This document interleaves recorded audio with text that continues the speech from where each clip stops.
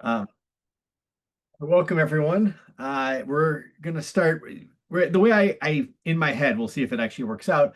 And I want to split this is we'll spend the first half, maybe a little bit less, going through the sugya, especially with the Rashis, looking at really some of the concepts. This is on Sadi Chet Amud Aleph through the beginning of Sadi Tet Amud Aleph, and in Chullin and Giran Hashem. And then I want to look at this long Tosfot. Rava Amar Lo Nitzracha Ela Latam Ki Kar Kodshim Aswer. All right. And I want to look at him really in contrast with Rashi, which is really what this Tosfot starts at. Him Tosfot is many people; it's not just one person. But what the Tosfot take Rashi on about, and really there's a lot of concepts that come up both in the Sugya and in the Tosfot and the Rashi. But really, I'd say this would be off. I won't even ask this as a question. I'll just say this as an intro. We're going to deal with today, I think, really the question, first off, of how do we derive the ratio, what is the ratio? How do we derive it that gets us B-tool? And what level of Isur is it if we don't have the ratio, right? Is it Deoraita or is it Derabanan? Which is an incredibly important thing, which actually at the end of the Tosfot, even though they're kind of on a different topic there, they're dealing with kind of an internal sugya issue. At the end of that long Tosfot, they kind of get us what the problem is, which is going to be the question of the suffix, right? We're going to get that in the Shulchan Aruch when we see it, the question of what's called nishbach, right? You drop some pork juice in your soup, and the soup got spilled, and so you don't know what the ratio was, and you now have a suffix of the ratio, but you know that it was rove, right? Can you make an assumption? Can we have a suffix? Can we go to lakula or lachumra? And that depends on is tam ki kar deoraita or derabanan. That's all my introduction to all of this and why this is so important. So, as a very quick side note, I just get to tell a story. We interviewed a rabbi here from an institution I won't mention. And I asked him the Nishbach question. Like, I wasn't looking for his halacha. I was looking for like, how did he like interact with people when it was a last minute question in a difficult one. And he like didn't know the piece in the Shulchan Aruch, and I was a little shocked. So you should all know it. And because at Yashrut we have higher standards. Okay, I said my piece. Anyway, but Rav Landis, what was that? Pretty daring of you the day before Yom Kippur. I have a couple of days to Yom Kippur, so it's okay, good. I have many slichot to say between now and then. All right, good. All right, so let's start out Sadichet Amud Aleph. Actually, there is one question I want to ask. I really think there's, and we'll see this both in the Sugya and in the Tosfot and the Rashi. Actually, also there's I think three places in the Torah where the idea of ta'am kind of comes up. Right, this is the one in our Sugya, which is maybe we can even say a little bit forced. But so what are they? What are the three places in the Torah where tam as a concept comes up? Never, I mean, the Torah doesn't say tam, but the idea is there. Max. Could say needing to kasher the dishes from Midian. Exactly. We go to war against Midian, we defeat them, we have all these dishes all of a sudden, and Hashem says to Moshe, you got to kasher the dishes, right? Right. And it's actually one of the main places we deal with the questions of ta'am is going to be in dishes, right? So, okay, good. What's the other place? The other place, really two places, but it's within one parsha, I would say.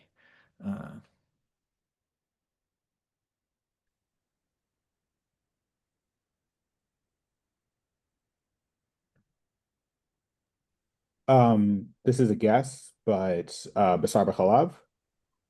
No. I also, what that we can learn from Basar B'Chalav is going to be an interesting question that will come up again on the Tosfot. But it's there's the longest sidra in the Torah is Parshat.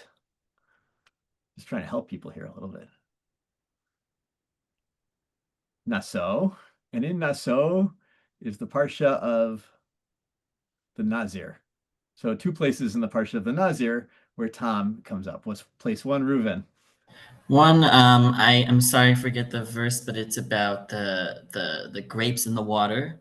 Yes, Mishrat Anavim, right? Mishrat, that's right. Mishrat. Yes, right. If you I don't know what the English word is when you put reside grapes in water. I don't know, soak them. I don't know what the right word is. I think Um, soaking, something like that. Soaking, yeah. Steeping. Oh yeah, steeping. Maybe it's that the flavor of the grapes in the water, even that is a sort to the nazir, right? Mishrat anavim. Okay. Of course, right. One of the things that's going to come up is, well, wait a second. We have Shnei Ktuvim Ba'im Ke'achad, right? So we have both Gileg Akum, right, that you have to kasher the dishes of Midyan, and you have the Mishrat Anavim. And what's the rule we have when you have two pasukim that teach the same concept? Let's go, Eitan. You find a third pasuk that can determine which one's right. That's when there's two that are contradicting each other, right? This is right. Then in that case, we actually don't learn from them, right? That they come to be an exception, not the rule, right? If people saw that in the end of the Rashi, right? He says, right. Well, we'll get there, but good. The other one, of course, is the main thing that our sugis focuses on, which is the case here. The zeroah shel ayel nazir. Yeah, zeroah beshelah, as I've always learned, Zeroah. right? The cooked zeroah. What's the case with the cooked zeroah? What's going on there? Just to give us someone remind us, and then we'll get into the sugya. Ori, what's going on? I think there's a zeroah that's taken a foreleg that's taken from the whole cow, and it looks like it's probably cooked together. That's actually part of the ceremony for the Nazir, but the Kohen is going to eat the big part and the Nazir the small part. So Yeah. it seems like, you're allowed what would normally be kachim or, only allowed for the Kohen is also allowed for the Nazir in this case. Yeah, not Or, a. sorry, it's not allowed, but it potentially has taste of kachim in it. Exactly. It's an ayil, by the way. It's right. There's three korbanot that when you finish your time as a nazir, you bring. Not that anyone of you is a nazir or would be, but and one of them is a shlamim, right? One that can be eaten. But part of the shlamim, the zroa, needs to go to the kohen. Therefore, it's kodshim that the nazir can't eat, right? And nonetheless, they are cooked together. How we know they're cooked together, we're going to get into, but and that seems to be a little bit strange, right? Because it sounds like you're cooking an Isser and Heter, Isser for the Nazir, an Isser and Heter together, and that could be problematic. So maybe that doesn't prove that Tom is a thing, but it's a thing of if you assume Tom is a thing, well, how does that work? That must tell us something about Tom. Okay. Good. All right. Let's. Any questions about all of that before we jump in? This is. Okay. All right, you can maybe already start to see some of the issues will come around this, but we're going to start at Sadi Chet Amud Aleph. We're about 5 lines from the bottom of the Amud, at least in my edition. Amar Rabbi Chia bar Abba. Let's see, I don't know. Somebody here? Noam, you've been. Oh, Ori already volunteered. He got Noam out of it. Go for it, Ori. Kick us off. Amar Rabbi Chia bar Abba, Amar Rabbi Yoshua ben Levi Mishum bar Kafra. Kol Yisrin Shabbat Torah b'samech b'shishim. Amar lefanav Rabbi Shmuel bar Rav Yitzchak. Rabbi, ata omer ken. So all the Yisrin Torah are batel in 60 of heter. But Rabbi Shmuel bar Yitzchak asks, so you say that's 60. Hachi Amar Abasi Amar Yoshua ben Levi Mishum bar Kafra. They quoted it differently. Kol Yisrin Shabbat Torah ben Mea. We have it as 100 would be the ratio of batel. Good. I'm going to pause you there because there's a really important Rashi here, which the Bishishim, which I think we really just need to look at. This is going to be a different, well, it's going to be in the realm of the talk, but very different from where we're going to go later with this. But it's really good to know the opinion of Rashi. So maybe pick up Bishishim in the Rashi. It's the second to last Rashi on the Amud. Oh, Bishishim. Yeah. Heicha de bad kine velo yahiv taima. Good. In a case where you check and it apparently did not give taste. Yeah. In other words, what does Rashi need? Chumrah. Well, it's more right. You check. There's no flavor. Aren't we done? Right. Right. But in that case, the 60th ratio is actually going to be machmir, right? Good. Yes. Or it could actually flip the other way too, right? What if you just have shishim, but you didn't taste it, according to Rashi? And if it's, well, actually, let me put it this way. What if you have shishim, but you can still taste the thing?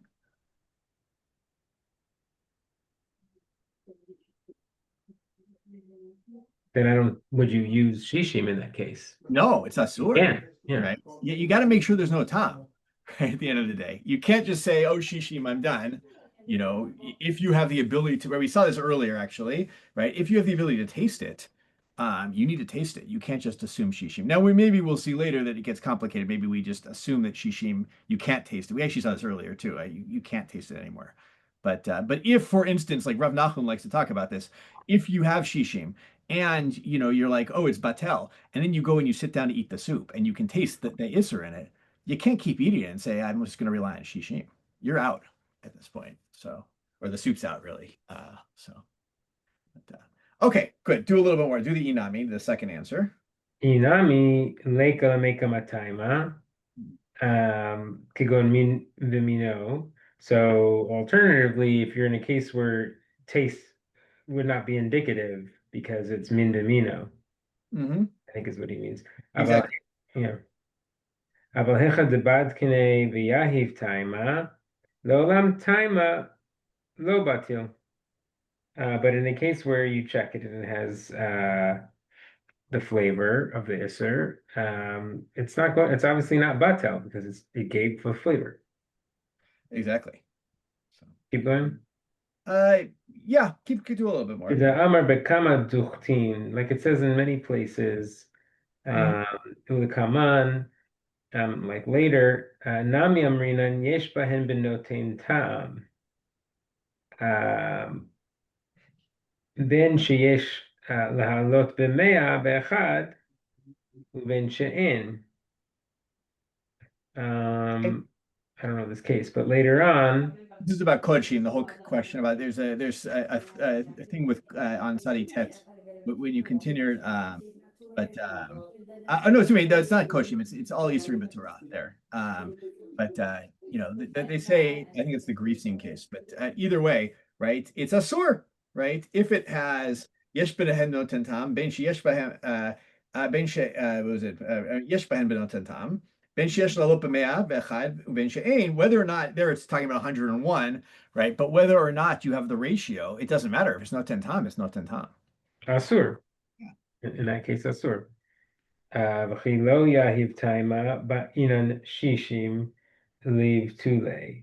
But if it doesn't give its taste, you need 60 in order to cancel it out. The kaman, like it says later, diktani in bahen benotein ta'am ben sheyesh lahalot. Mutar. In a case where it didn't give taste, even I'm not sure it means lahalot here. Lahalot is to be canceled out by the ratio. In other words, to like be good now because it had the ratio that you didn't, of 60 or 100 or 101. So in that case, it would be mutar since there's no flavor. Mm-hmm. The amrinan in bahin lahalot b'kufa with 100. Yeah, 101. Ella b'mai lav b'shishin. So good. I'll give you the case here. The whole thing is that in one case we say even if it's not 101, we'll be lenient about it. And they say, well, and the Gemara says, well, wait a second, how we be lenient? We'll be lenient. We'll say you just need a ratio of 60, not 101 potentially. But Rashi's going to say the implication there is even though it's not no ten tam, right? Ein bahem no ten tam, even if it has enough ratio to remove it from being an isur lehalot, right? If it's only if it has enough a ratio, is it mutar? So either the ratio is 101 or 100 or 60, but nonetheless, what do you need, right? Even if it doesn't give flavor, keep going. But my love b'shishim alma ki lo yahitama. You see that it didn't give flavor. Nami ba'inan. Yeah, the key here is kasher, is when it doesn't give flavor. Ki, you mean ki? Yeah, key. Did I say key? What You did said I say? kasher, but yeah, same thing. Yes, kasher. Yeah. Ki lo yahiv taima, nami ba'inan shishim lemar, umea lemar.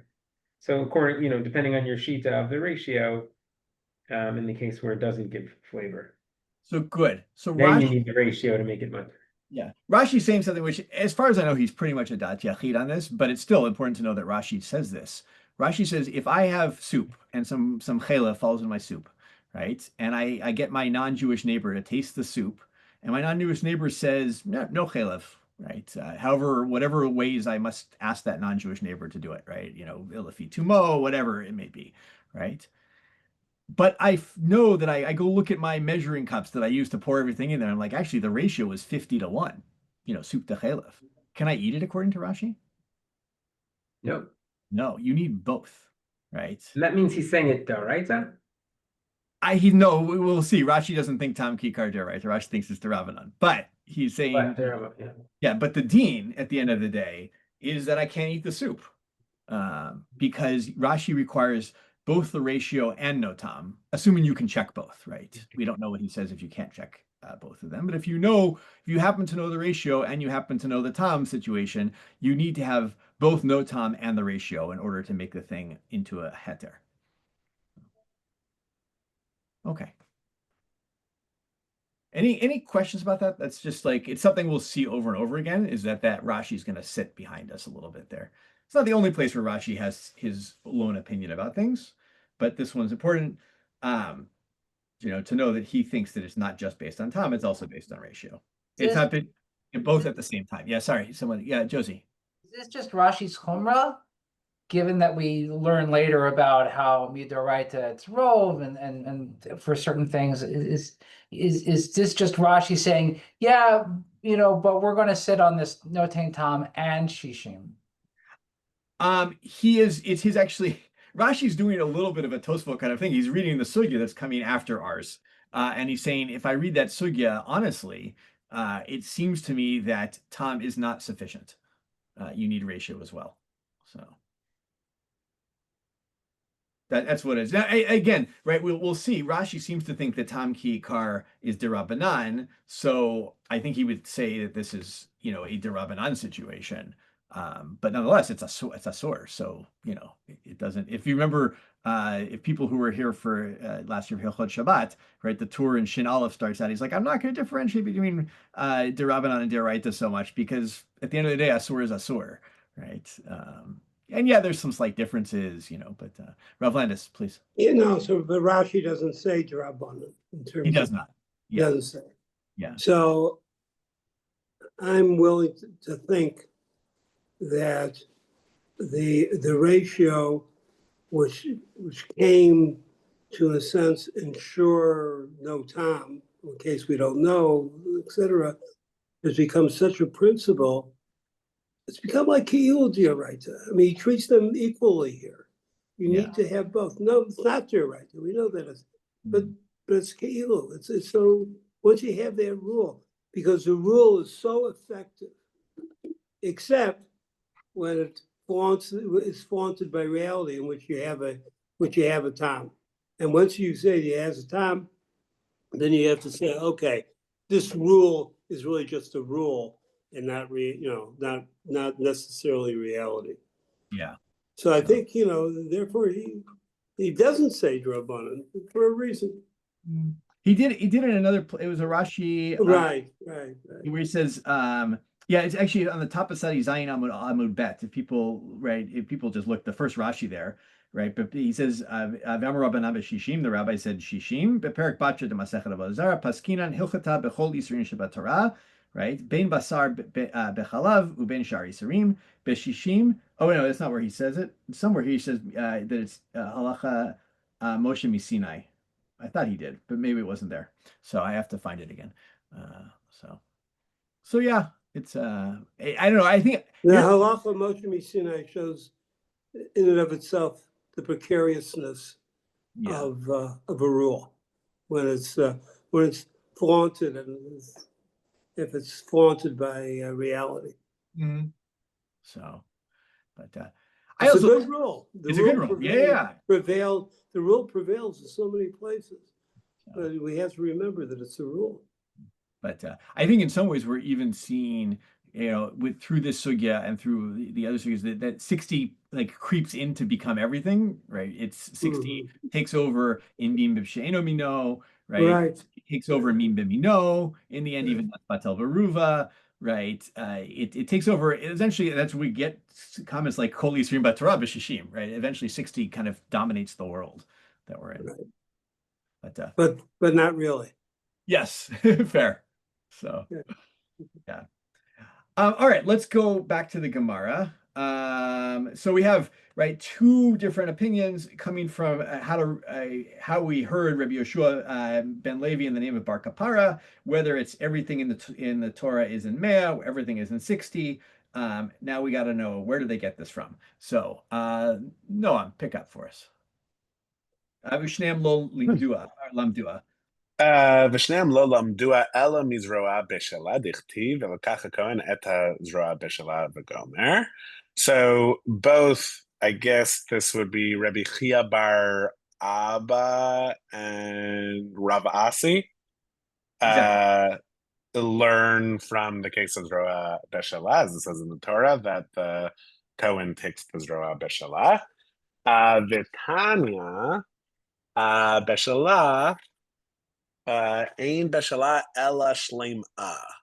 Rabbi Shimon ben Yochai omer ein beshelah ela shenitbashla im ha'ayil. So there's a baraita where there's one opinion that says beshelah means whole or complete, and the ensuing sugya is gonna try to understand, I guess, exactly what that means. And Rabbi Shimon ben Yochai says that beshelah means that the zeroah has been cooked with the ayil. Exactly, right. Either way, as the Gemara say, it doesn't make a difference. They're cooked together. Maybe there's a slight difference of some things that are touching versus not touching, but right. By the way, did anyone look at the Tosfot and the Rashi there as like how we got from zeroah beshelah, like the cooked zeroah, to that it means shlema? Yeah, not so relevant, but it's a cute little thing. Rashi says he has no clue where it comes from, and the Tosfot understands it as, guys. I noticed this because you were pronouncing beshelah as beshelah. Yeah, it was confusing me. Yeah, and that's how it is. That's how Tosfot understands it, right? That they kind of change the nekudot on it. They say if you put a dot in the lamed and a dot in the hey, it's beshelah of with itself or something like that, and that's shlema. So it's a nice little drush. Okay, not so relevant for us though. But okay, that's it's but Omer ein beshelah ela shnitbashla ima ayil. That's Rabbi Shimon. Dechule alma. Keep going. Dechule alma bahade ayil mevashela. Mar savar mechatech lava adar mevashela, v'mar savar mevashela v'adar mechatech. So everyone seems to agree that here the zeroah is cooked with the ayil, but there's one opinion that the zeroah was cut off and then they're cooked all together in one pot but separate from one another. And there's another position that they were cooked all together, meaning they were conjoined in the time of cooking, and then the zeroah was cut off afterwards. Exactly. So, but at the end of the day, in both cases, what's happening between the zeroah and the rest of the ayil? That they're being cooked together. That there's Ither and Heter being cooked all together. And what's being transferred between them, therefore? Tom, yeah, that's what I wanted. Yeah, it's, right. There's flavor going from one to the other. That's the important point. I think we need to get there. Okay. But did I want anything? No. But all right. But there's a second version of this, so maybe do the second version also. So.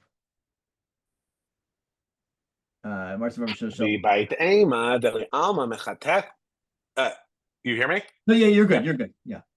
Yeah. alma mechatech la hadar mevashela. Mihu marsavar bahade ayol mevashela ve'marsavar begedera acheret mevashela. So the second version is everyone here actually agrees that first the zeroah was cut and then there was cooking. But there's one position that says that after the zeroah was cut off, it was then cooked with the ayol in the same pot. And then there's one position that they were actually cooked in two separate pots. Exactly. The two separate pots would teach us what about Tom and Betul? Nothing, because it just wouldn't be a case of this or behet there. Exactly. There's no cooking together. There's no transfer of flavor at this point. So it's just an important point. In fact, and the Gemara is going to say that, right? It's going to just do a little bit more. Okay. Lelishna kama aliba de divrei Yaakov, lelishna batra aliba de Rebbe Shimon ben Yochai. So that's basically just telling us that when those two Amoraim learned their different versions of Mea versus Shishim, they were only learning according to the first three possibilities, but no one was learning according to the final possibility of Dera Acheret. Does that make sense? Good. It does. Just give us all three again, just to remind us of this good review. I like the way you said 3 out of 4. It's really nice. So the first two possibilities are that everything was cooked together, and the first of that set is that it was cut and then cooked, and the second possibility of that set is it was cooked and then cut, and then our second set is that everyone agrees that it was cut and then cooked, but the first possibility of that set is it was cut and then cooked all in the same pot, and the fourth possibility, which I'm saying none of the Amorim are learning according to, is that they were actually in just two different pots, which would mean this isn't a case of the Serveta. exactly. All right, just let's name a couple issues here with why this actually may not be a good thing to learn from. This people may have occurred to people. Why is Zeroah beshelah maybe not a good possibility? So Jacob, what do you have? Because it's a case of kachim, and so it would be hard to learn Chullin from kachim. Great. Right. The whole question of like, how much crossover is there between Kodshim and Chullin? Which there is some, right? We can have to imagine, and maybe, but those are very different cases. What happens for sacrificial stuff might be more strict, might be less strict, right? There's all sorts of stuff that goes on there. Okay. Good. That's going to come up. What else? What else is we may look at a Tosfot here, but yeah, we might. What else is weird about the zeroah beshelah? Ori. Well, there's a pretty in-depth debate about what the circumstances of these two parts were, whether they were truly combined or not. Yeah. The Gemara is letting you know that we sort of don't know exactly how it worked with the Nazir in this case. Yeah, it's funny. I was thinking about that, and this is my thought. You tell me if you like it or not. I think part of it is, even if you say that it's only Rabbi Shimon Bar Yochai, right? Wasn't it Rabbi Shimon? Who was it? No, I'm blanking. Yeah. Rabbi Shimon Bar Yochai. Yeah, even if it's only according to Rabbi Shimon Bar Yochai, the fact that no one protests Rabbi Shimon Bar Yochai and comes back to him and says, "Well, wait a second, but like, isn't there Tom?" Must mean that everyone like agrees on the principle that you can have B-tool in some ratio, right? That's so maybe it's something like that. But yeah, good. There's another thing. Let me put it this way. I have some soup, and I'm like, I really like to add some pork to it. It's okay. The ratio is fine. I won't taste it. Can I drip the pork in and eat the soup? No. Yeah, exactly like Ari's saying. Lechatchila versus b'diavad is a this is B-tool is not a lechatchila thing, right? You can't just be like, it's okay, or even more so, like maybe I drip some pork in into my soup, and it's like and then I just add more soup and negate it. Maybe even that could be problematic. Like this, Hashem is telling us to cook the zeroah and the ayil together. Right? That's lechatchila. Like you're gonna learn from that. So it's a weird case, the Nazir case. You're noticing it because it's weird. Isn't this what the Gemara is calling chiddush later? Good. Yes, that's gonna be this whole thing is what the chiddush is here is gonna be a question. But yeah, this is a chiddush. This is like it's a sui generis might be the right term, right? This is unique. This is unusual, right? There's a lot of bells that ring that like this is not a paradigmatic case. Let's put it that way. So, which I think is important. I think is but we'll see how that all works out. But I just wanted to bring that up. In fact, actually, maybe I don't know. Maybe people didn't see it, but Eitan, I'm gonna maybe there's a Tosfot to Mandi Amar B'Shishim Savar Basar V'Atzamot. Did you see that Tosfot there? Yeah. Okay. I don't know if you saw it before, but give it a try. Umandam arbashishim savar basar va'atzamot. Lav drasha gmurahi lemelach mina linyan min b'sheino mino detam ki kar doraita. Dahacha min b'minohu demidoraita betela barova. Oh, that's the other issue, right? What else is the issue here that that makes zeroah beshelah not a good place to learn 60? We're talking from like what the Torah is saying, it's batel barov.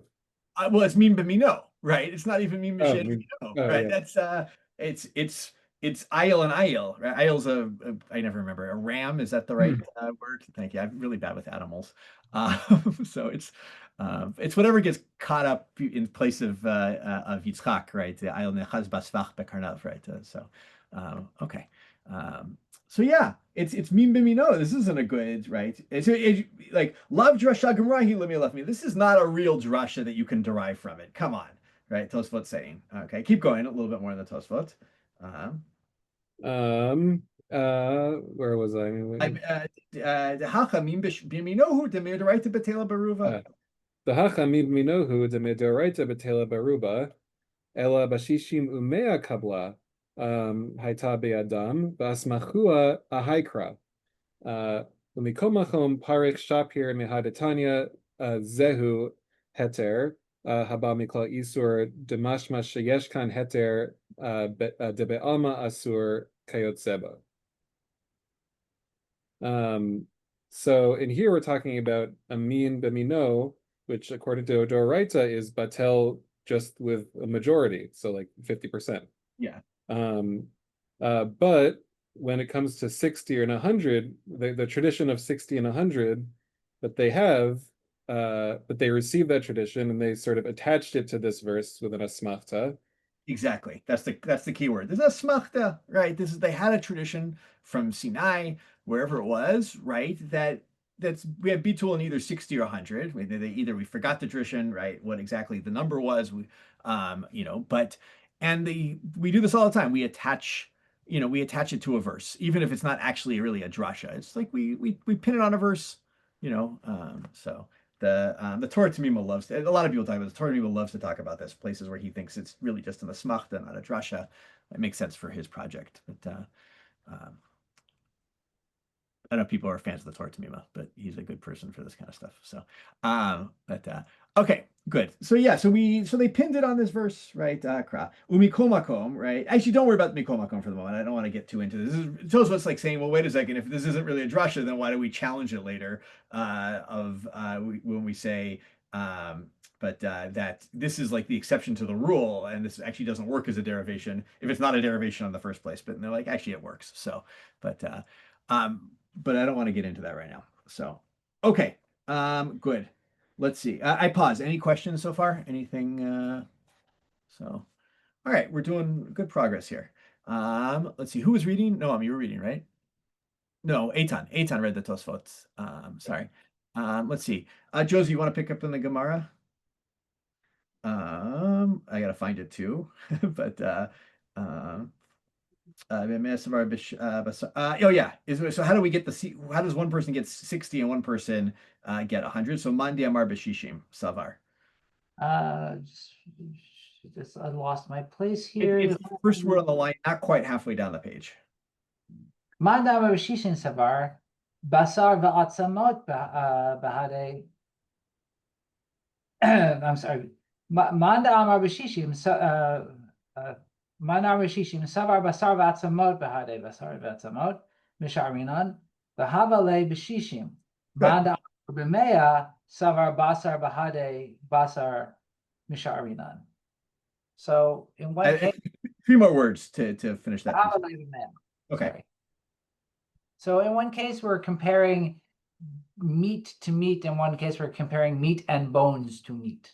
Good. Y is the one, which is which, just to tell us, and So shishim is basar va'atzamot, right? Because you actually have more stuff there. good. Well, good. The zeroah has lots of what and little of what. Rashi says this out actually, but It's it's a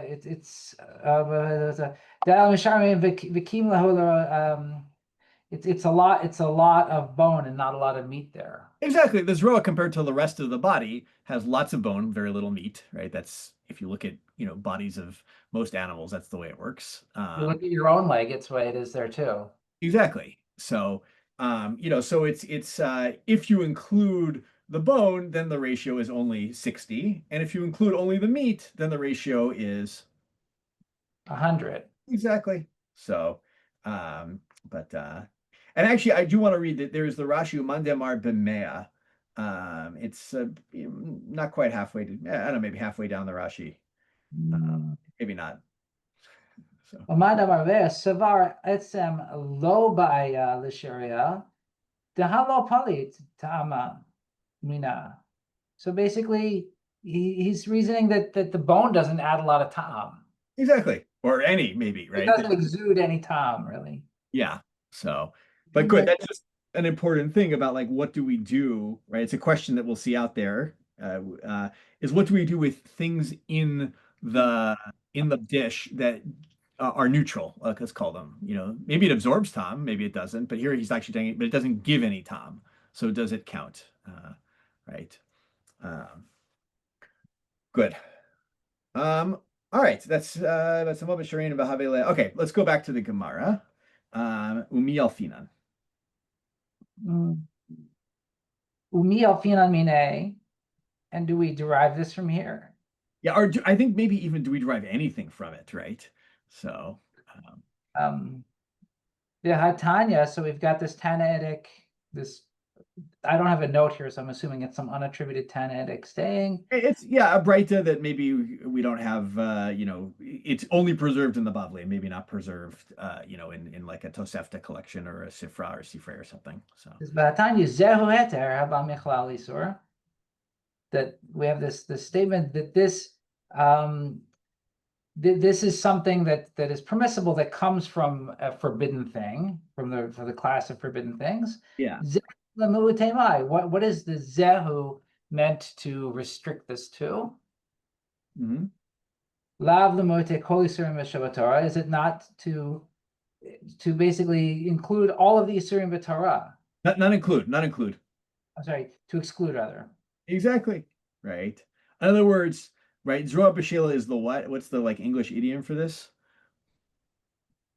What is it? The exception that proves the rule? Yeah, exactly. Yeah, it's the exception that proves the rule, right? So zeroah beshelah is fine. Then you can eat the Nazir, the former Nazir can eat the ayil, right, and not have to worry about the tom of the zeroah. But in all other cases, that's asur, right? So this is not paradigmatic at all. It's the exception. But I don't know. I was very curious. I didn't look up Heter Haba Michlal Isur, if that's like in Frank or something, and what he has for that. But I'd be curious if he has the exception that proves the rule. It's probably really just the exception from the rule. But so okay. So it sounds like no. But so we have to figure out what zehu means in order to make this drasha still work. So by the way, well, like how do I should read the Rashi, Josie, the zehu heter while we're there. It's the Rashi right after the one you read previously. Zehu heter hanitar miklal isur shahare bala ayil min hazroa letiro lacha katuv. That the permitted thing that comes out of this isur is shahari bala ayil min hazroa. I'm not sure, like we sort of swallow up the entire foreleg in. No. I think it's just you're trying to read it too globally, right? This is the nitar michlal isur. This is the permitted thing from the general category of things that are forbidden, right? Because it absorbed the flavor of the zeroah, and nonetheless the pasuk permitted it. In other words, why are we allowed to eat? Why is the Nazir allowed to eat the ayil even though it got flavor from the It's the only zeroah? pasuk that permits it, and that's it. Because Hashem said so, right? The same reason we're allowed to offer the tamid in the Beit Hamikdash and on Shabbos, right? Because Hashem, not just the tamid, the Shabbos korban, because Hashem said so, right? It's like it doesn't mean that you can go around, just offering todah on Shabbos, right? It's a pasuk. But I mean, this is always the question, right? Whenever we read Torah, right? Is it sorry, maybe this is too pedantic, but like, is a rule in the Torah, is it paradigmatic or is it an exception, right, to the general rule? And in this case, it sounds like it actually is an exception, not a paradigm. So okay, good. So let's see, Josie, do a little bit more. Amar Abaye, so we're going to have some answer to this. Amar Abaye la nitzricha, ela la Rabbi Yehuda. So Abaye says we only need this according to the opinion of Rabbi Yehuda. The Amar min b'mino lo batil, kamash malan dahacha batil. So we only need this exclusion because we have this opinion of Rabbi Yehuda who says you cannot be mevatel something min b'mino at all.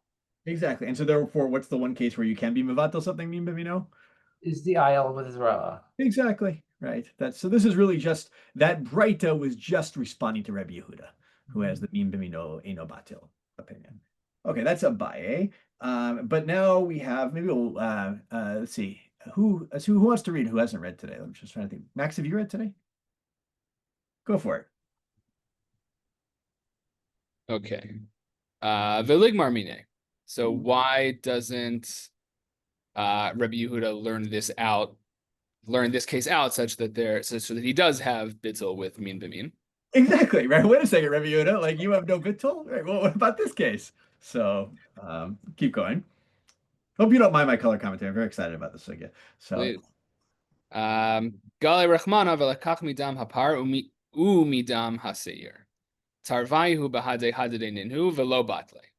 So Rabbi Yehuda has a pasuk for min b'min lo batel, which is that you have these two. This is very inyana dioma. Thank you. I was waiting for someone to say it. Yes. So. That the blood of the par and the blood of the seir are mixed together, and yet they are even though they are eventually named together, even though they're eventually mixed together, they're named here separately, which is for Rabbi Yehuda the reason why he has min b'min lo batel.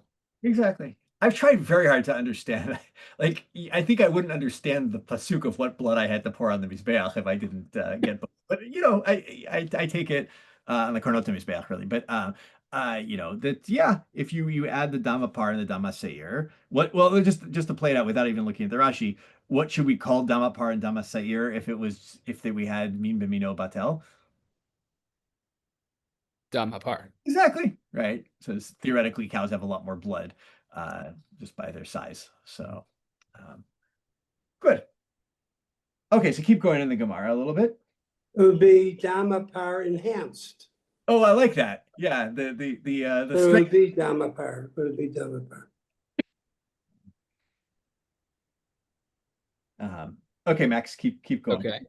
Umay chazis de gamrinan mehai, or de gamri mehaich. So why does Rabbi Yehuda learn from the dam case? I guess instead of the zeroah beshelah case. Yeah, you have to finish Ligmar Mihai. Oh, Ligmar Mihai, right? Learn from the zeroah beshelah case. In other words, he has two. Now you have two competing cases in the Torah, right? You have zeroah beshelah, and you have the dama par and dama seir. And so, which one is the rule and which one is the exception? Right. So we have to. So why does Rabbi Yehuda pick one over the other? So okay. So here we go. We get an answer. Right. So chidushu michidush lo gamrina. So the zeroah beshelah case is a chiddush, and we can't learn out from that to anything else. So that's why he likes the dam case more. We have to read the Rashi. It's short, but you have to read the Rashi. Chidushu. Okay. De lechatchila heter levatel yisur. That lechatchila the Nazir can eat from the ayil. Yeah, like we're intentionally cooking them two mevatel, the taste Yeah. of the zeroah. That's a chiddush, and therefore it obviously is not a paradigmatic cases. Okay, but well, wait a second. We just said it's a chiddush, so if it's a chiddush, we can't learn from it. So Right. Right. Ihachi lamea v'shishim nami lo ligmar. So if you're going to say you can't learn because it's a chiddush, that should also apply to shishim or mea. Mhm. Atu anan lekula gamrinan lechumra gamrinan demideoraisa beruva batil. So did you think that we're learning shishim or mea as a kula? No, it's a chumra on what should otherwise be just straight rove mideoraisa, and because we're learning lechumra and not lekula, the chiddush we can do a chiddush for the purpose of a chumra, I guess. Exactly. Read, Rav Isaac, is that a hand? Okay. So, Max, read the Rashi I have a there. question. Oh yeah, Isaac. Was that you? So Rabbi Yehuda, shouldn't Rabbi Yehuda say that also in the case of the zeroah beshelah, it's min b'mino? He does. He does. That was in the I think we're in now. We've moved out of sorry, maybe let me make sure I answer this correctly. That he would say it's me, me, no, and they're like, yes, but now we're in the world of the Rabbanan, who actually are not interested. We're actually interested in me, me, no, also, but they're interested in not Rebbe Yehuda's opinion, and so they Right. say, I mean, like, I just think it's maybe I'm nitpicking too much with the stam. I just think it's odd to be like, oh no, we only needed that for Rabbi Yehuda, but actually we don't care about Rabbi Yehuda. So oh no. So we said no, because the Rabbi Yehuda thing is the Zehu saying that it's the okay, never mind. Sorry, gotcha. Exactly. Just to say that again, right? The Zehu in the Breita was just there to exclude Rabbi Yehuda, but that got us into in the following the path of well, the Zehu being Rabbi Yehuda, and why does he learn from one versus the other? We have to say, oh, Zerah B'Shelah is a chiddush. And then we say now that everyone must accept Zerah B'Shelah being a chiddush, right? That's a universal rule, not just Rabbi Yehuda. Well, then how does anybody learn anything from it, including right Bar Kapara, right? Rabbi Yehoshua ben Levi and the Bar Kapara, and the answer is well, this isn't a chiddush in the sense it's not that we're learning a kula from this chiddush, we're learning a chumrah or actually applying a chumrah maybe even from this. So the question I've always had on the we're going to learn a chumrah is: are there other places where we learn chumrot from a chiddush? I actually don't know. I'm sure I did at some point, but it doesn't occur to me right now. I can't think of one. That doesn't mean it doesn't exist. What do I know? But that seems in itself a chiddush to say it's okay that we learn it from a chiddush because we only learn a chiddush. Well, actually, wait. Do I remember? Maybe I'm missing something.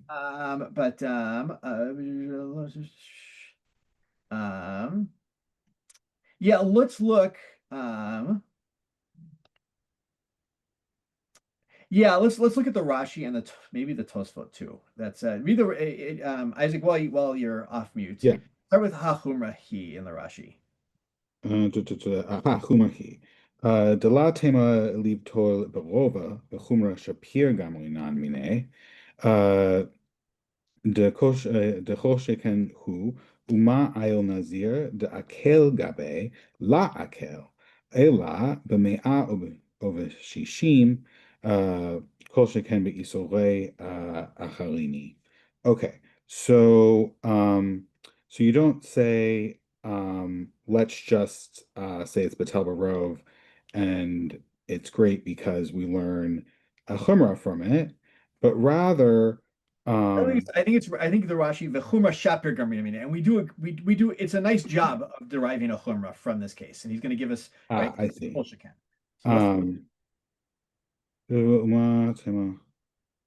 Sorry, it's okay.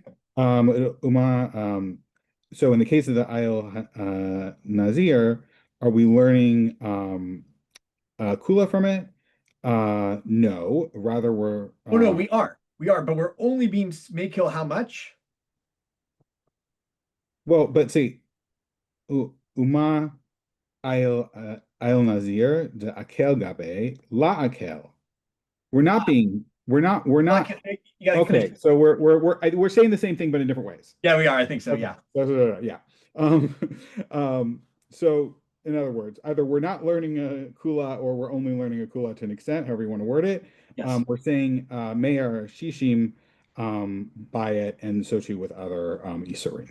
Exactly. We could have just said with the El Nazir, right? That it just doesn't matter, right? End of story. It's batel, right? It's batel barov. It's batel b10. I don't know, whatever it is. The fact that we're only in a place where the Torah is being makel, is only ruling to be makel up to 60 or 100, proves that there's some magic point. I don't mean magic like like a but like that's like an important point at 60 or 100 where you should never go beyond that.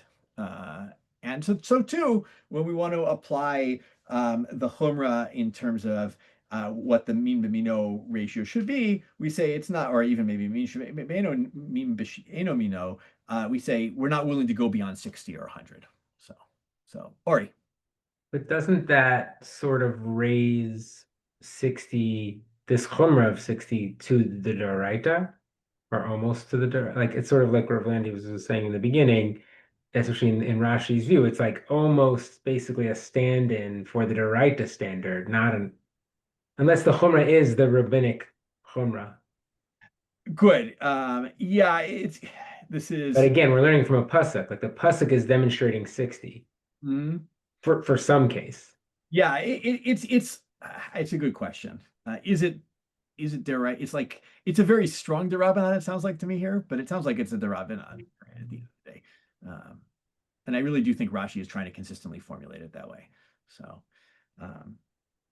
but which is going to be our big question, right? At the end of the day, too, is what is it? But it does. I think the sugya makes it sound like we are taking this verse. You could take it. You notice the Tosfot. They were like, right, kabla hayta bi'adam, right? This was a tradition. This was Moshe Misinai, right? But Rashi seems to really read this, and that's one way you could say it is like we knew 60. We knew it was either 60 or 100. We didn't really have a pasuk to pin it to, so we pinned it to this pasuk, right? And we made a chumrah. But the other. And maybe the chumrah here is that we would have otherwise said batel barov, right, or something like that. But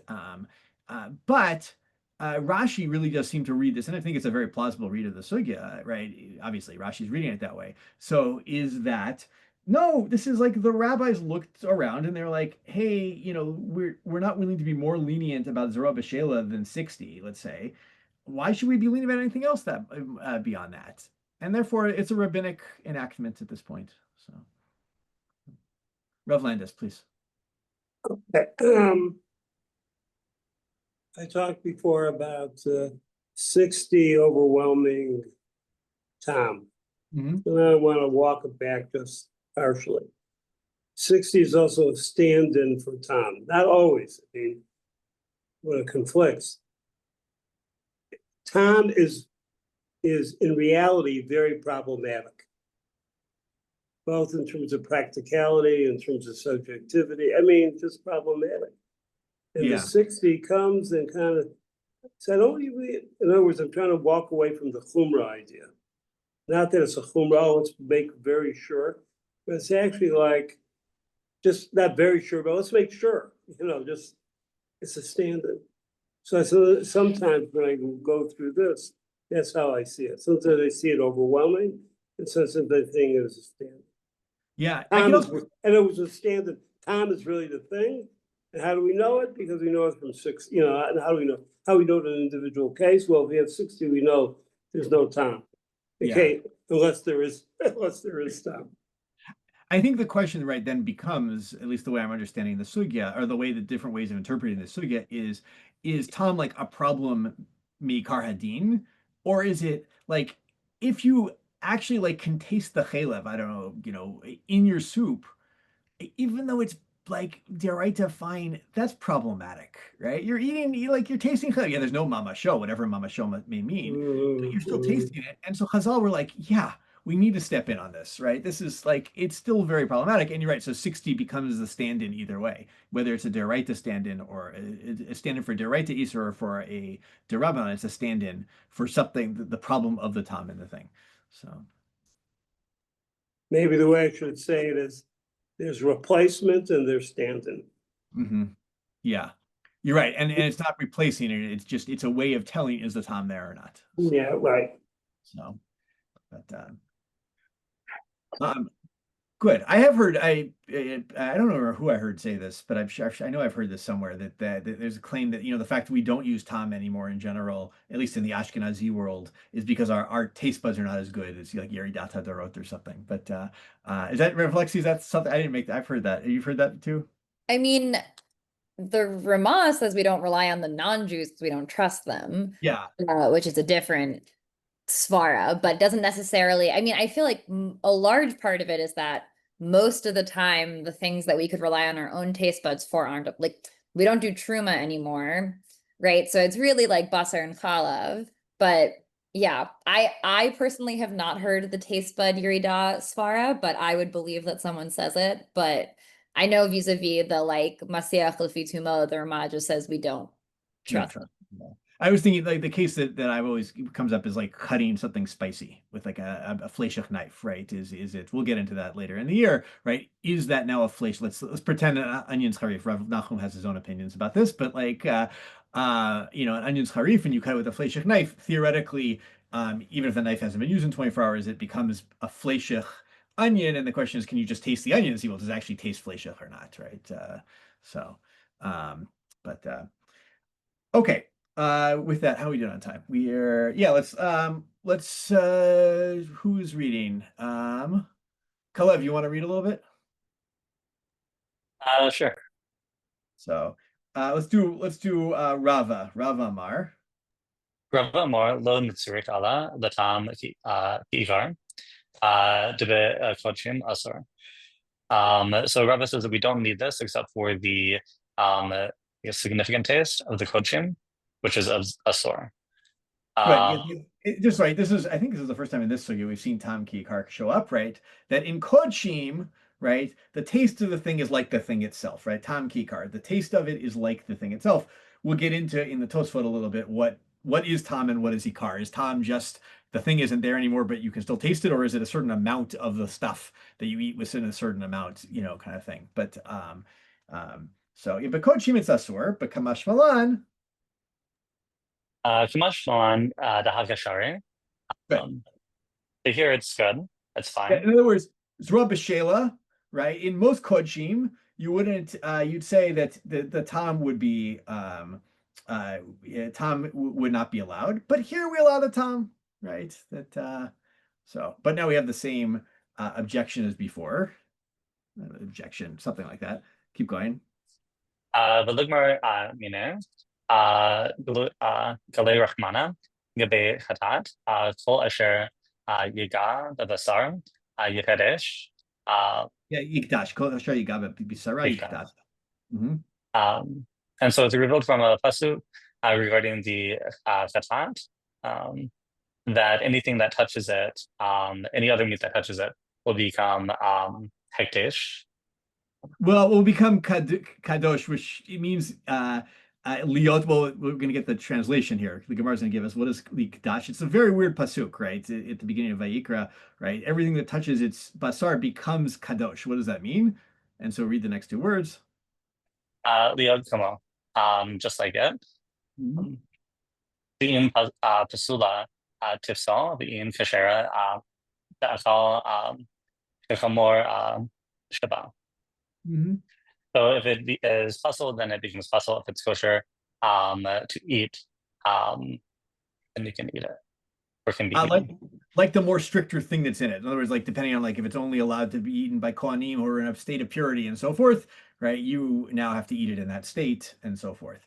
All right. So in other words, that when you're talking with kodshim, physical contact with the kodshim renders your thing that touched it like the kodshim itself, right? And therefore, right, it does sound like Tam Ki Kar in Kodshim, and not the case like zeroah beshelah where Tam Ki Kar maybe doesn't apply.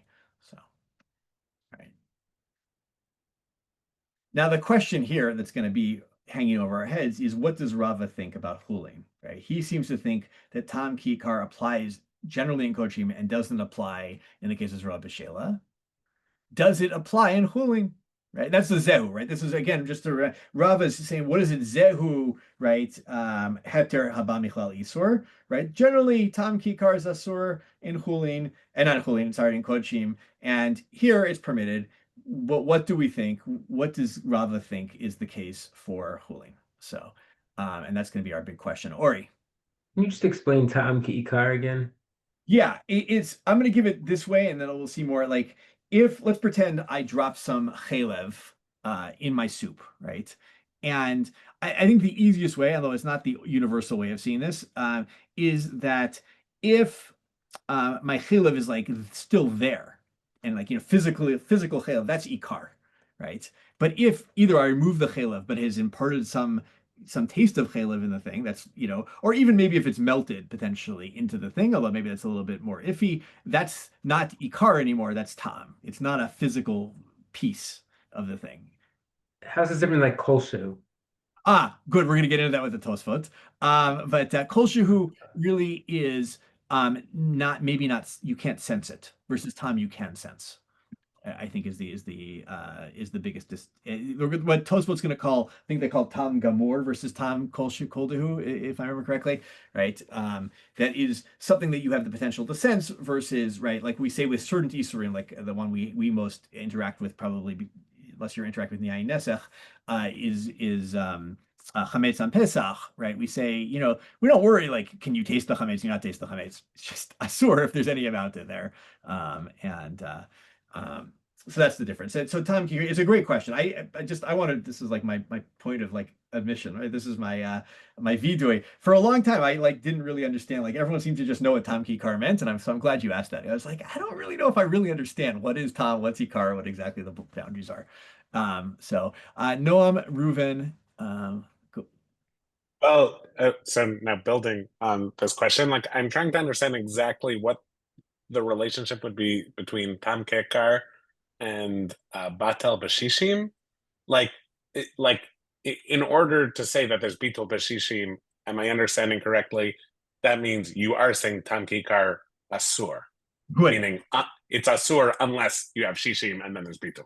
Exactly. Yes, you're saying because if you're makiro, if there's like mama show that you actually recognize in there, you throw it out, right? You don't like the chalev. We will see in other cases where like min ben mino, where you can't recognize it because they all look the same, kind of thing. They're all like little pieces of scrap meat that are sitting around. And one of them is a piece of treifa, and one of the rest of them are basar kasher.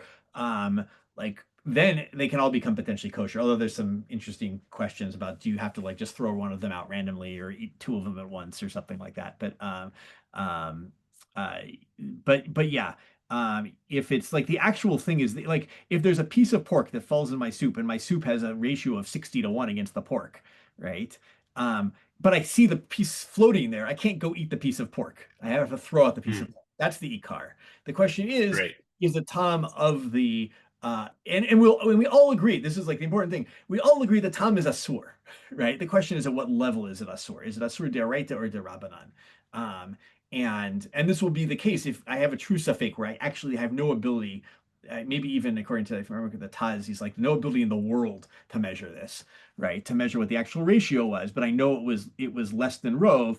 Can I say, oh, suffix lekula because it's derabanan, or should I say suffix lechumra because it's a deraita isur?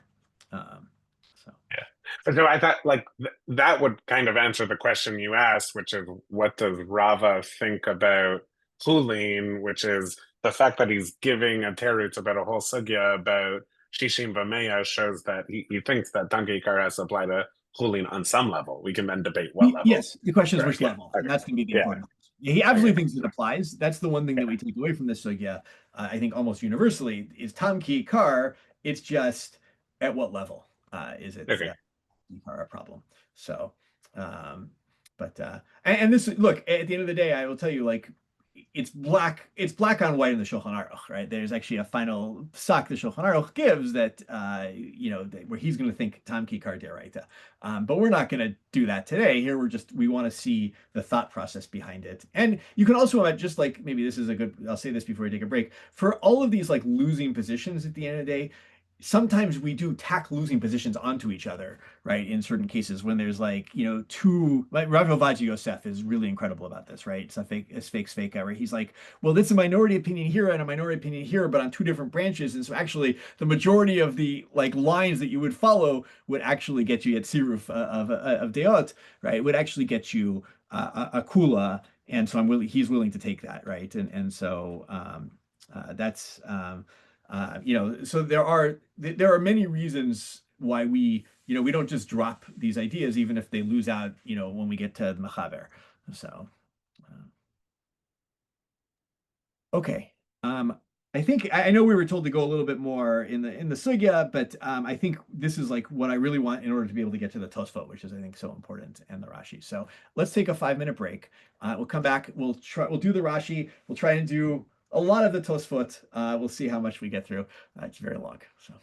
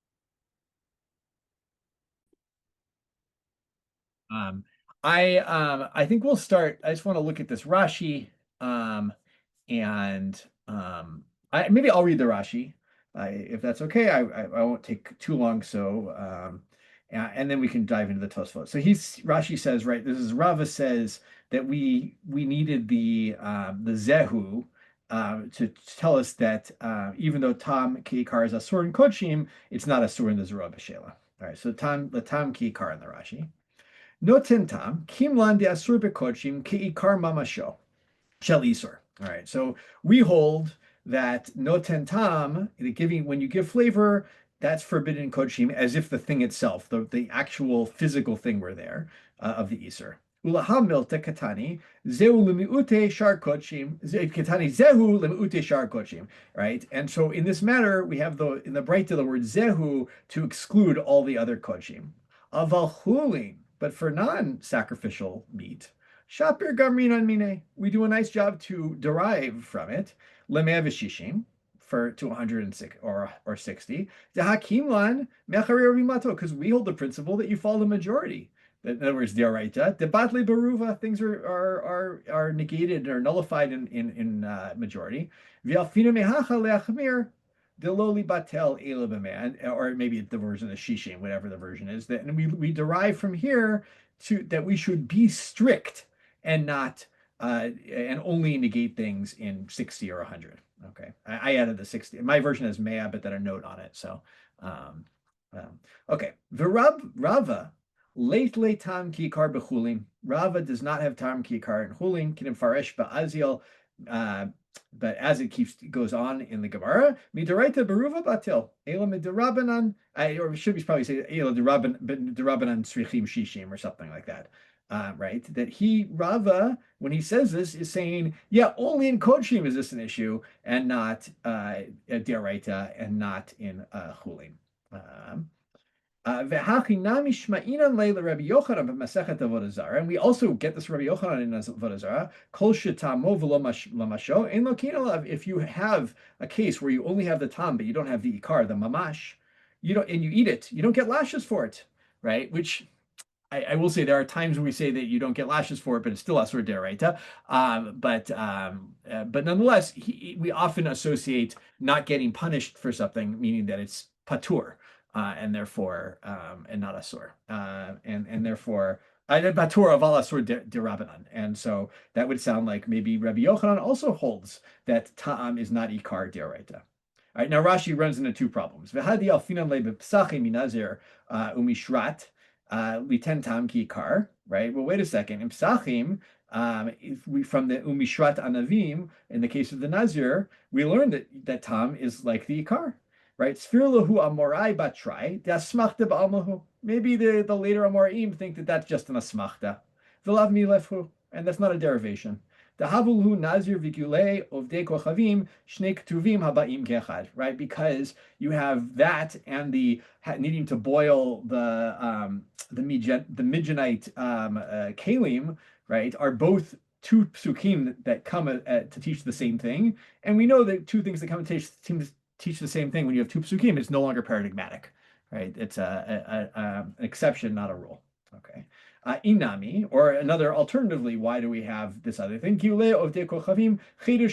Right? Kedamrinan hatam, maybe for the Midianite kalim, that's a chiddush. And mishrat leheter mitzaref leisur, and the mishrat anavim piece. What we actually, this is a whole debate with Rabbi Akiva, that maybe that actually is just that when the Nazir takes their bread and they stick it in some wine, right? And then they eat it, even though they only ate like, I don't know, a little tiny amount of wine, but they ate a kazayit of bread, that the heter joins with the isur to obligate one for having eaten a kazayit and therefore makes it asur. So Rashi, what he's done, just to give you the big thing, he says Rava seems to think the way he's reading the sugya, Rava thinks only in Kodshim is tam kikar. It's not the case for chulin, and therefore we use the zeroah beshelah to derive to add a chumrah onto our cases in the Rabbanan world of 60 or 100. And those two cases of the case of Mishrat Anavim in Psachim, yeah, that's either an asmachta, that is smachta, and don't learn anything from it, because maybe there's another pasuk that also covers the same thing, or maybe it's just there we're just learning about combining an isser and heter to get to kazait, and that's really and therefore we actually can't derive from it at all about tam kikar. So either way, Rashi comes down very open question to group, very firmly on the side that according to Rava, tam kikar is asur, fill in the blank. Yeah, Max, just come off mute and say it. Midirabanan. That's right. Midirabanan. So, okay. That's Rashi Shita. At least Rashi Shita here, right? I can't guarantee you that's Rashi Shita everywhere. But so now we do Tosfot. Max, since you came off mute. Take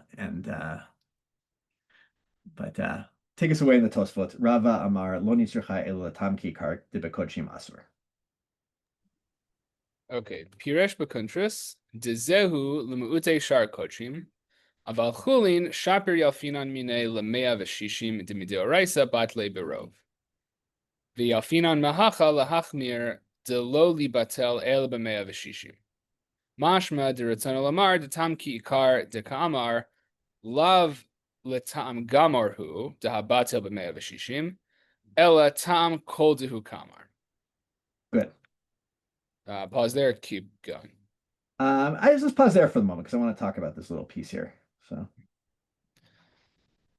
okay, so Rashi says that the zehu here. oh yeah, I wanted you to do a few more words. Sorry, okay.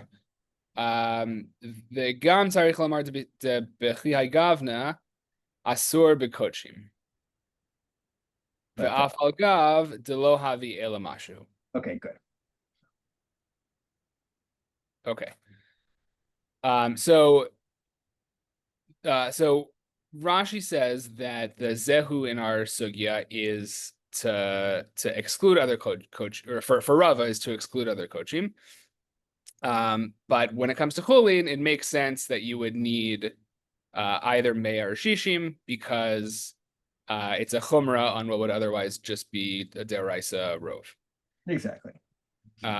And here it's a chumrah, which implies that the tam ki kar that we're talking about here isn't tam gamor, because that would be a case of shishim or mea.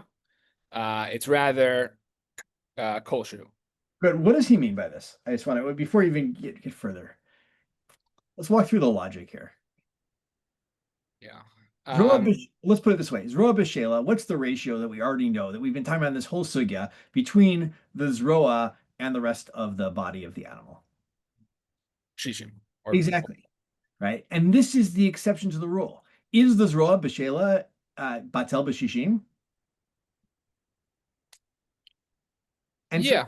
So when Rava says that for kochim, tam is ki kar, in all other kochim except for this, he can't mean 60, right? He can't mean that tam ki kar in less than 60 because the zeroah beshelah is a ratio of greater than 60 to 1, or maybe greater than 100 to 1, right?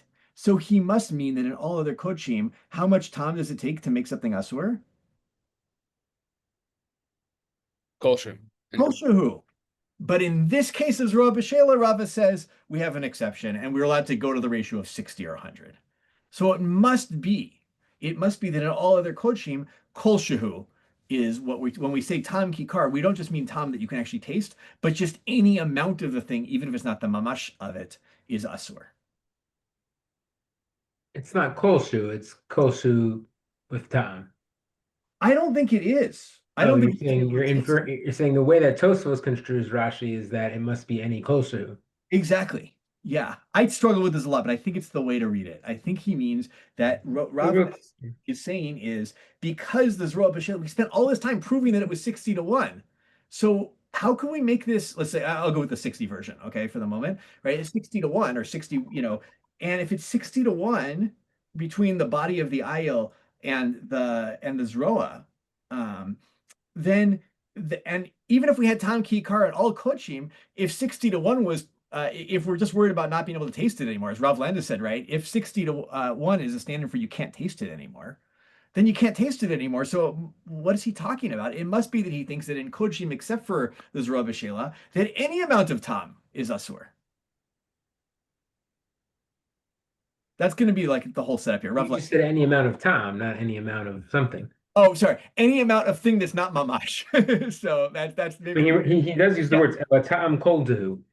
Yeah, this is the problem with the Tosfot is the word tam is really throws you off. Rav Lexi, please, and then Reuven.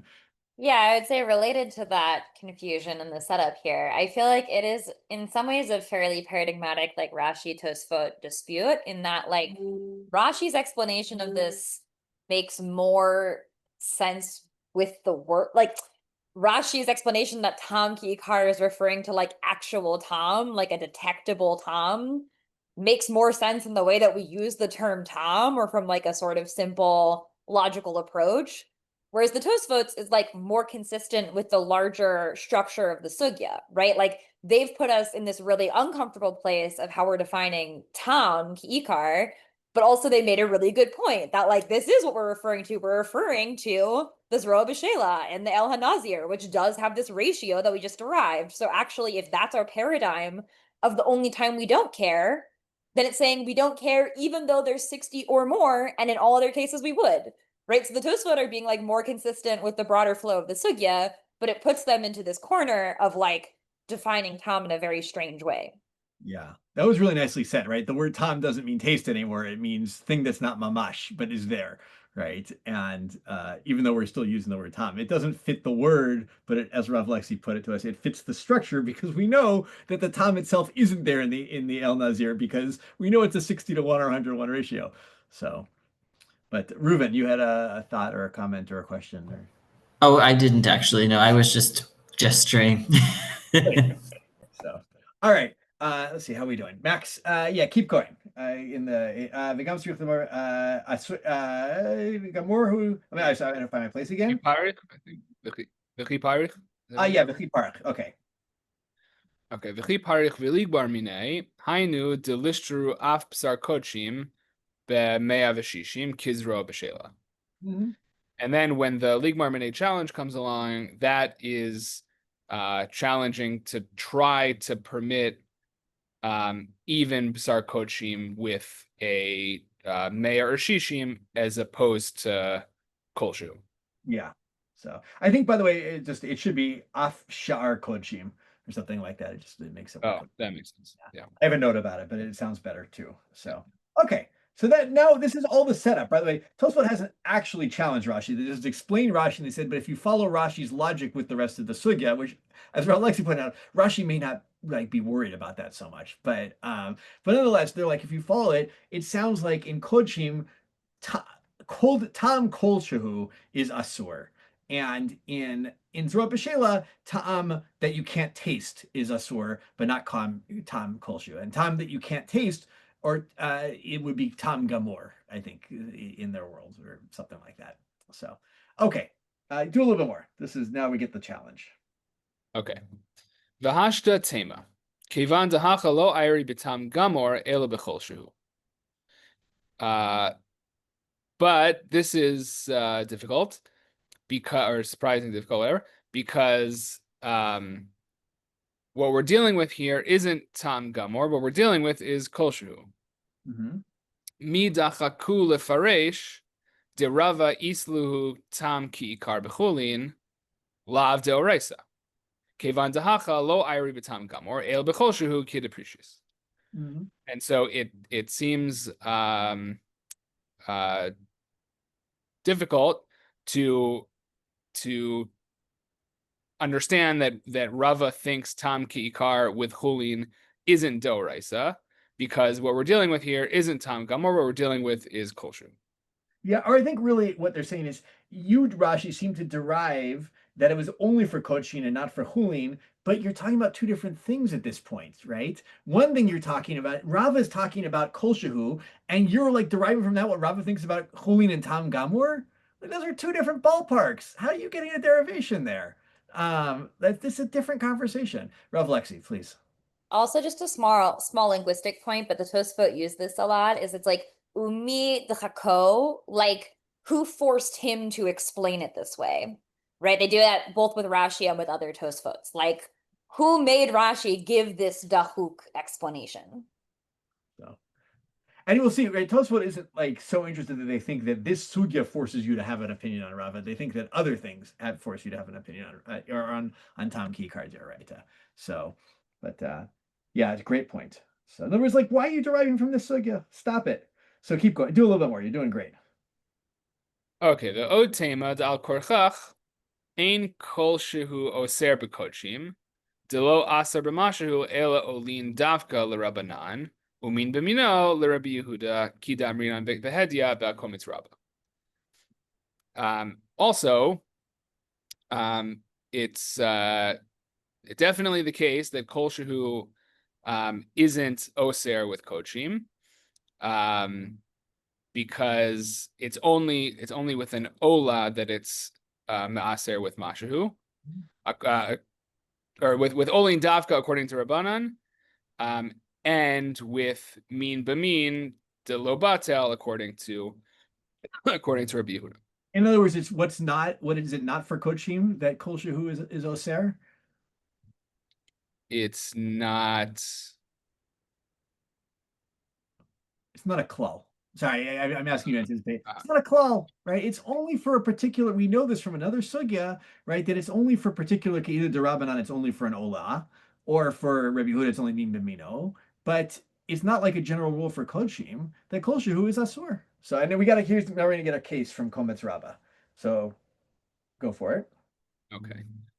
V'chein beperek hataroves amar Reish Lakish hapigul ve'anosar ve'atame shebilalan ze bazeh ve'achlan patur v'kamar shma mina nosein tam birov lav d'oraisa al mamashma de'afilu kedei nesinas tam lo asar b'mino uzro beshelah v'chatas deshmatin b'mino askinan. Okay, so Reish Lakish says that pigul, nosar, and tame that are mixed together and then eaten, your person's pater.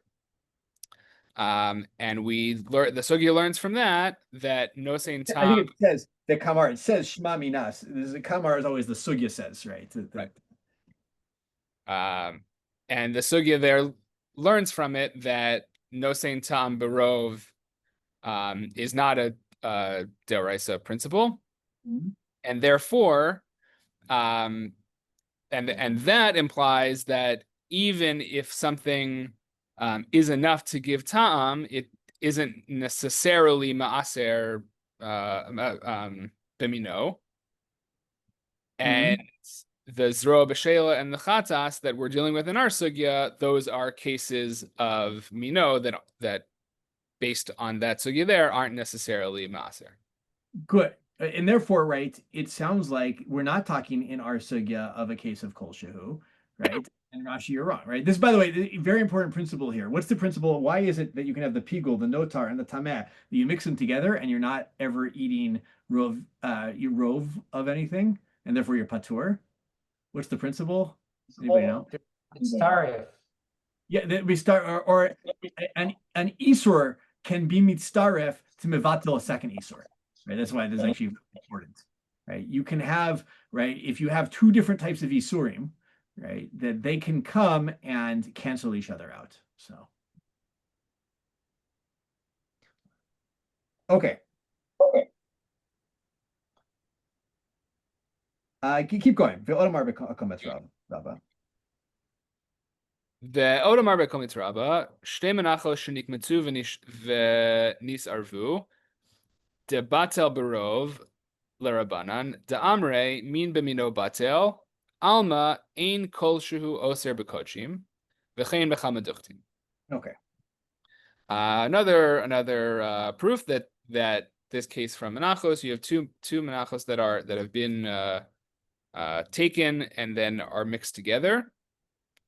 Or get mixed together, I should say, that they are batel berov, according to Rabbanan, who say that min b'min is batel, and therefore kol that itself proves that that kol shehu does not maaser with kochim, and this is not the only place it comes up. Exactly. Well done. Okay, so where do we sit?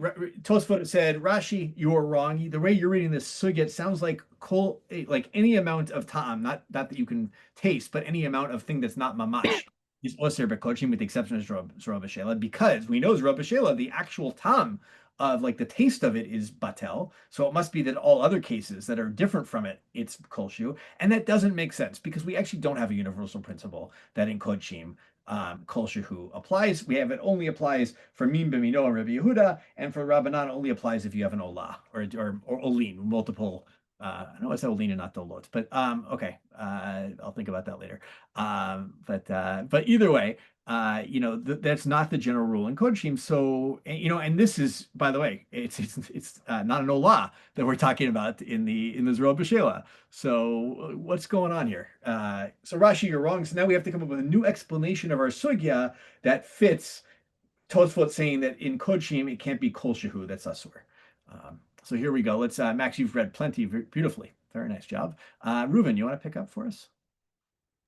Yes, okay. Venire lefarish, is that where we are? Exactly. Okay. Venire lefarish dahacha ari betam gamur, debekodshim asur, bedebekodshim asur mikra dechatat, vehu adin debechulin asur mikra demishrat. Okay, I'll pause here for a second. So it seems like the Gemara, it seems that we should explain that the Gemara is talking about ta'am gamur, not ta'am kolshehu, which is forbidden in kodshim because of the pasuk about the karon hamizbeach, the dam hapar and dam asir. That's the. Oh, no, that's actually not the case. They're talking about the one we just saw at the end that Kalev read for us, right? Kol asher yigabi b'sara yikdash, right? Is right. That's the chatat case. Okay. The chatat becomes like it. So. Okay, great, thank you. Right, liot kamohu. And then and is forbidden in chulin because of and then forbidden in chulin because of the mishras pasuk in Bamidbar. In other words, what are kodshim? What can we say about kodshim and chulin in terms of tam kikar and with tam gamur? Asur. Yeah, it's even asur. They both have psukim. They have separate psukim. And it's supposed to imply all that. By the way, this is the thing. I also first thought the chatat was about the Kohen Gadol and Yom Kippur, and then I thought about it. I was like, that doesn't actually make sense here because that's not Tam Kikar. That's the Rebbe Yehuda no bitul barov. So but okay.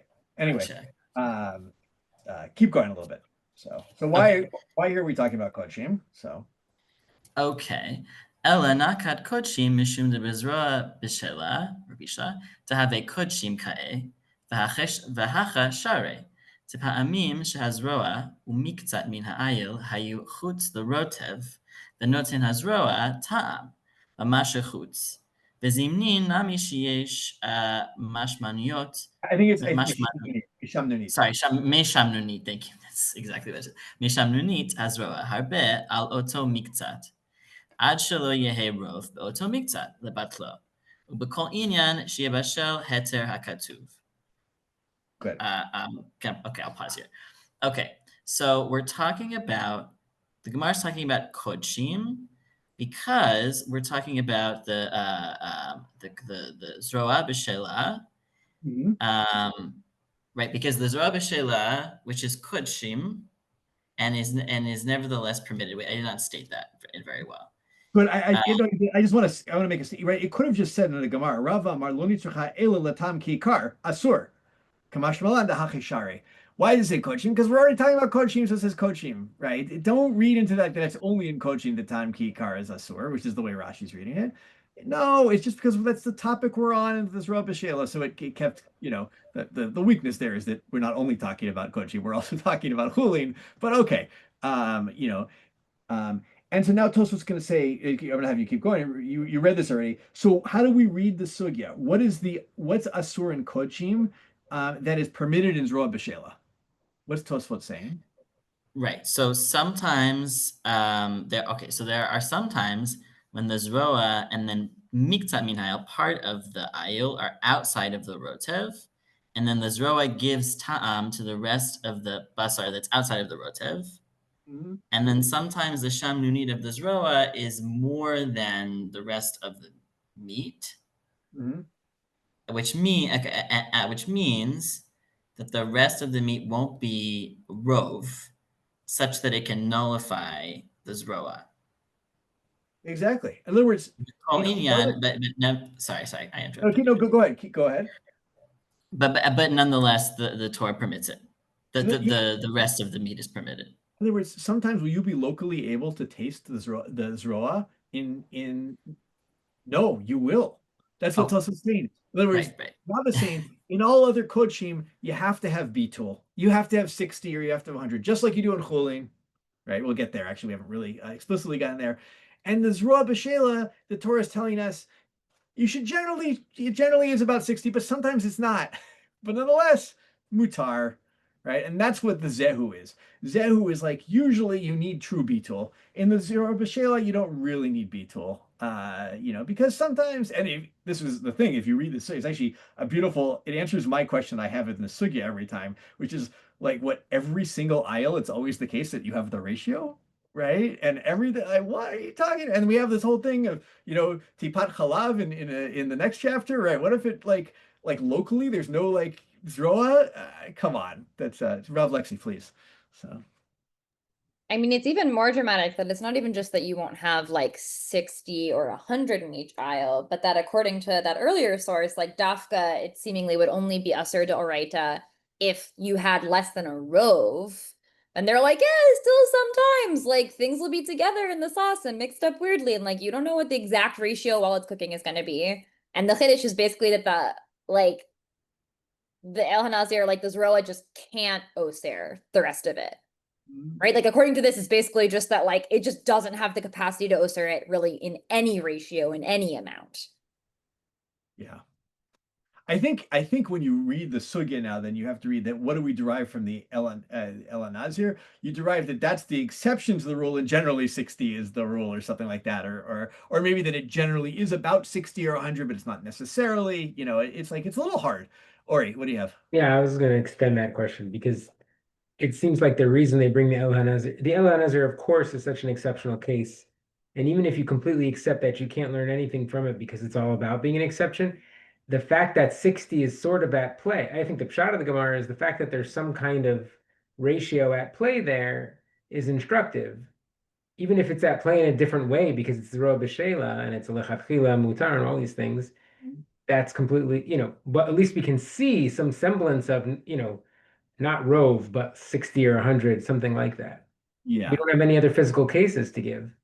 It's true. Yeah, it's a good point. And this is right. It is also the thing, right? We don't know, even if we know Tam Ki Kar from Mishrata Navim or Gule Goim or any of that, right? No one ever tells us what the ratio is, right?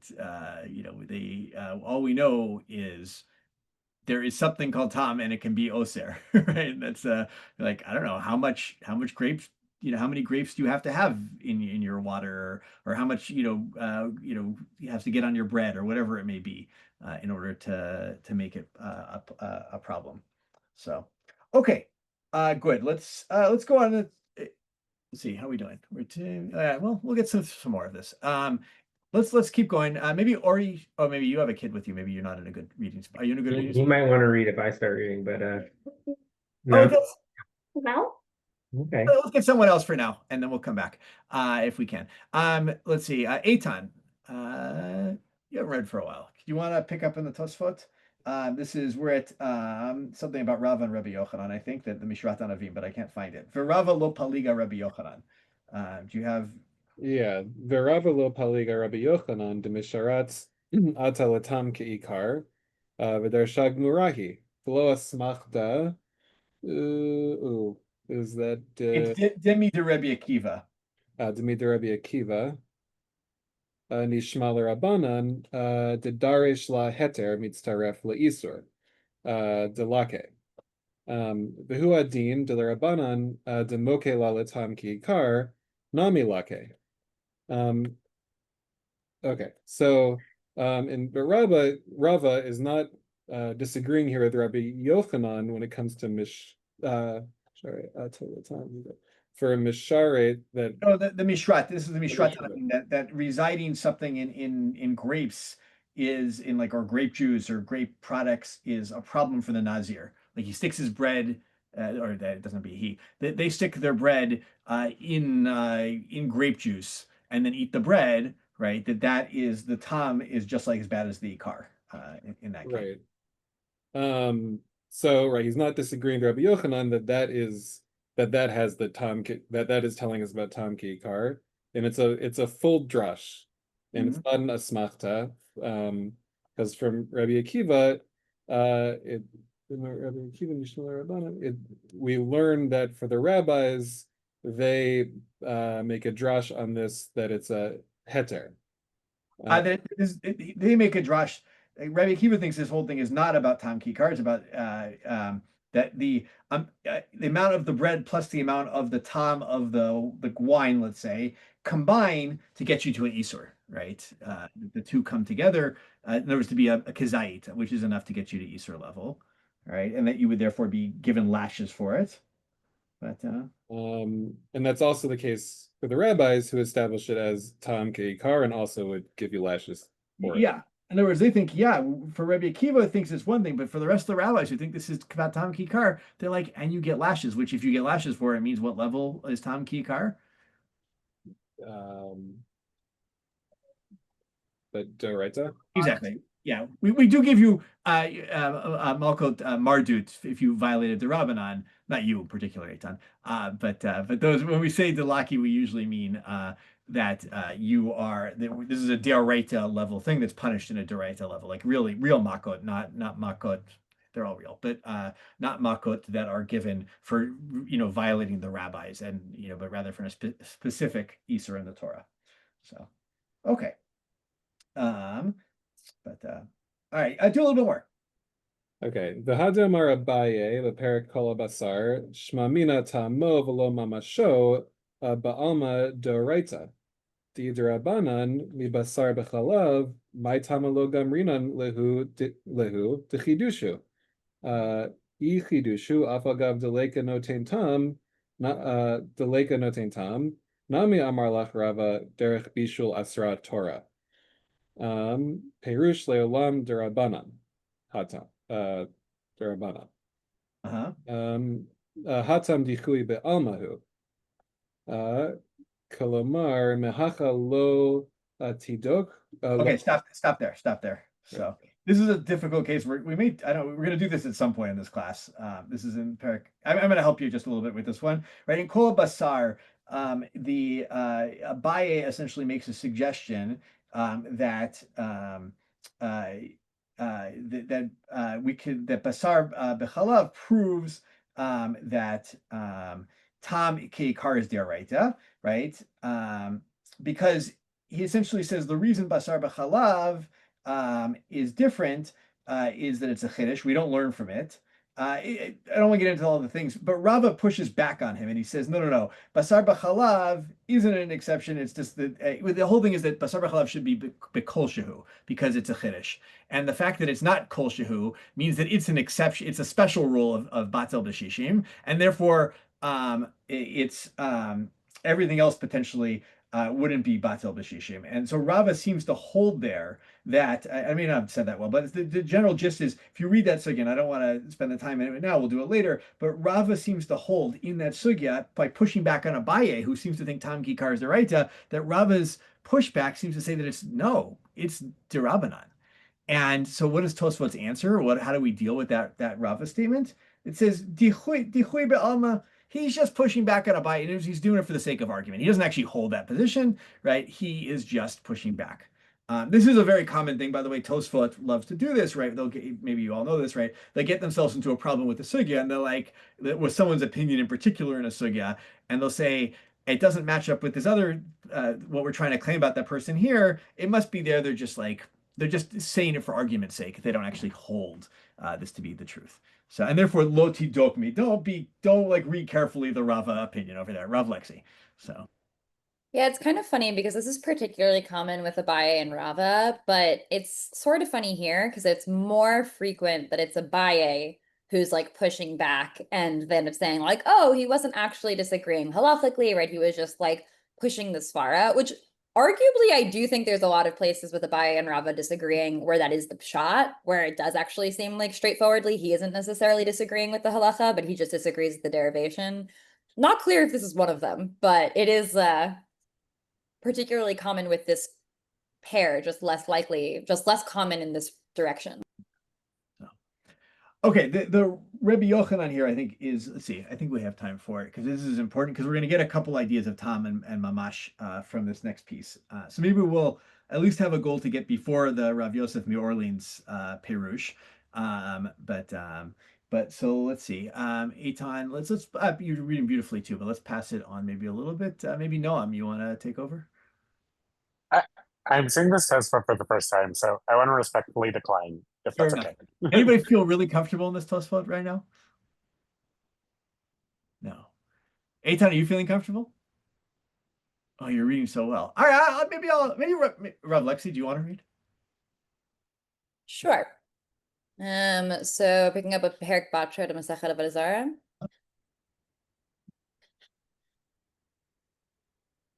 Sorry, was that yeah? Oh, that was a yes. I'm sorry, I like mumbled it into my hand. So that was yeah, go ahead. בפרק בתרא למסכת עבודה זרה, דאמר רבי יוחנן, טעמו ולא ממשו, אסור ואין לו קנין עליו. Right, so the implied question here is in Masechet Avodah Zarah, we saw this reference before. Rabbi Yochanan says, when you have flavor and you have no substance, it's usher, but you don't get lashes, which, as we said, is often used as shorthand for it's not a Torah level prohibition. והיינו במינו דמדאורייתא ברובה בטל, ותמו ממשו דכאמר התם דלוקין כגון שאיסור בעין ומכירו. This is a case of min b'mino, which on a doraita level is nullified in a majority. And so therefore, just like flavor would not be enough to get lashes when substance-wise, ratio-wise, it is nullified on a Torah level. And when it says there, the case where it says that one is lashed, it's referring to a scenario where the substance is physically present and recognizable. And when he says that taste without the physical presence doesn't get lashes, the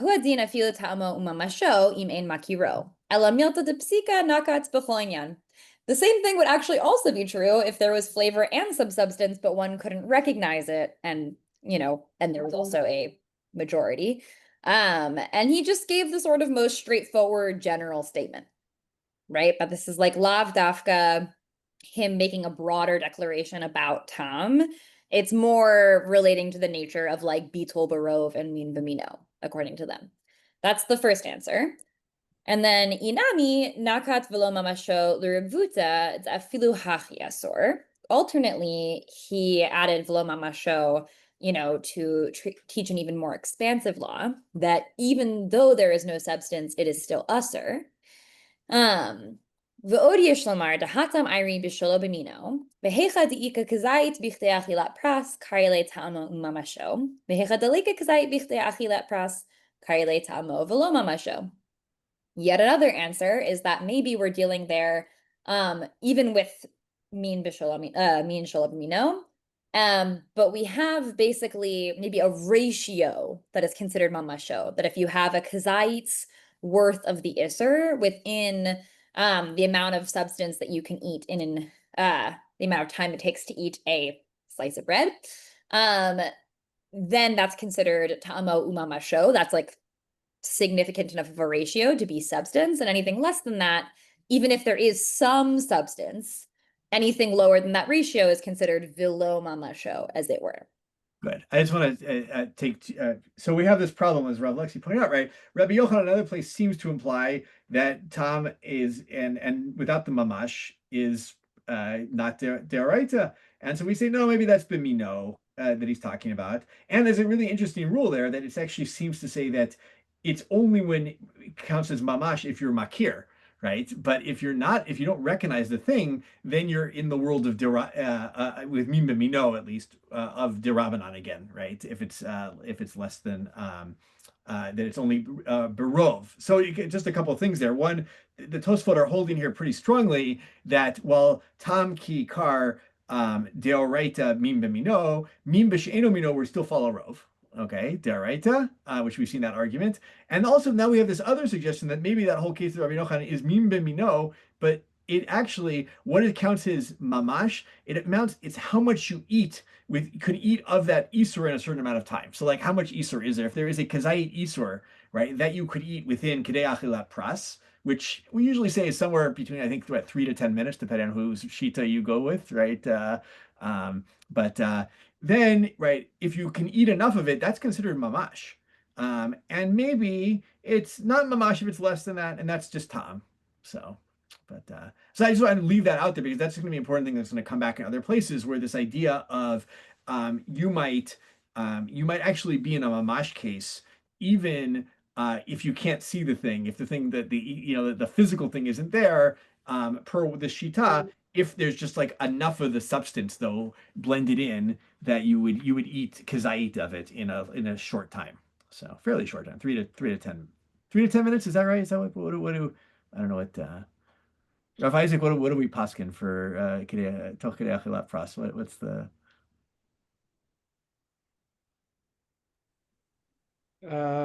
Going rate is 9 minutes. 9 minutes? Okay, I like 9. So,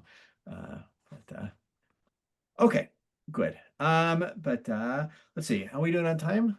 I think maybe the Rav Yosef Mir Orleans, we can do that. I mean, we may not get all the pushback on him, but we'll get from Rabbeinu Tam, but we can get Rav Lexi. Rav Lexi, you okay reading more? Is that a fair? Yeah, please. So. והרב רבי יוסף מרלין היה מפרש אף על גב דתם כי עיקר דאורייתא לא לקי התם אפילו שלא במינו. So an alternative way of saying this is that actually tam ki ikar, even like just tam with no substance, is deoraita, and it's just that nonetheless it's a deoraita that you're not lashed for, even if it's min beshelah b'mino. Rav Yochanan savar la k'Rabbi Akiva d'yalif tam ki ikar megule ovdei kochavim v'leka ela aseh d'ta'avir be'esh d'matzrich libun v'hagala. So this is because Rabbi Yochanan holds like Rabbi Akiva, who derives tam ki ikar from the Gilei de Kochavim, which is just a positive commandment of that, like you should do the scalding and koshering of your pots. And we generally don't lash on the violation of positive commandments.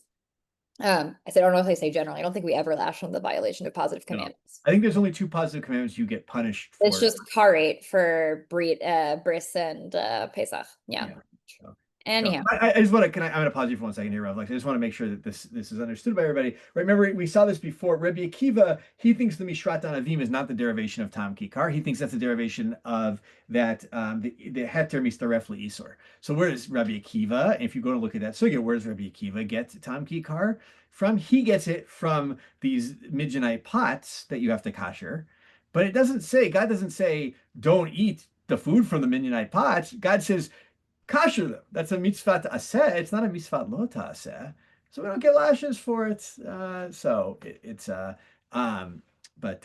right. But Rabbeinu Tam is gonna push back on it. I love this. I don't know. For me, it's a great image of like these 2 Tosafis, Rabbi Yosef Merolins and Rabbeinu Tam, like going back and forth. I don't know if they lived at the same time. I didn't look it up, but going back and forth. Sounds like they actually had this conversation in real time. So, all right. Yeah, Rav Lexi, do the pushback.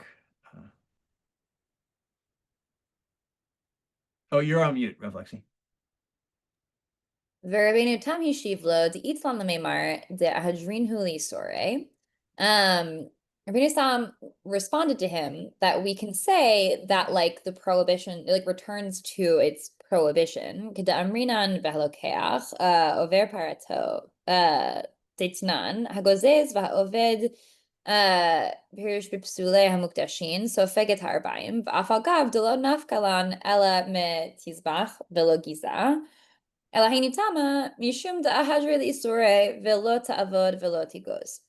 So this is like the Mishnah in Bechoros, that if a person like shears or does work with psulei hamukdashin, they get lashes, and this is despite the fact that this prohibition is derived from the positive commandment of like you should sacrifice and not shear, because he's like basically the positive commandment translates into a negative one, right? He's like there are some positive commandments where like it is primarily like this is the thing you need to do, and he's like there are some that might be phrased as a thing you need to do, but like the clear alternative is like and not this other thing. And so to hear the fact that like you need to kosher your pans and you are forbidden to use them if you don't kosher them is like the implicit other side to that. Mihu lo dami kolkach, dahatam mashma vadai da'ahadre, v'hachi ka'amar tizbach zevicha hitarti lecha, b'kodshim shomumu b'lo gisa.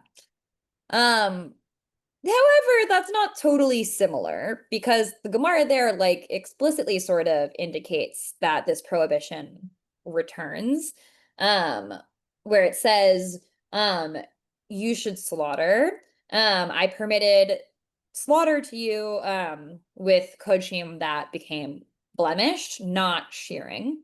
Exactly. So I think we're running out of time, so I'll pause here. So the big, right, the takeaways, right, like you said, there's a little back and forth about how to understand that. It's really about a Talmud class kind of thing. I just want to point out that the next piece is kind of interesting, where they have a Yerushalmi, and then they have to like actually say that Tam doesn't mean Tam, if I remember correctly, in there, which is kind of fascinating that like the language would be different.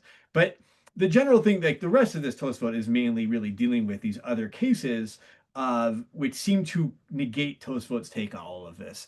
But at the end of the day, the big takeaway, like the maskana of this is that it's really a question: how do you read when Rava says lo nitzracha ela tam ki kar debekochim asur, right?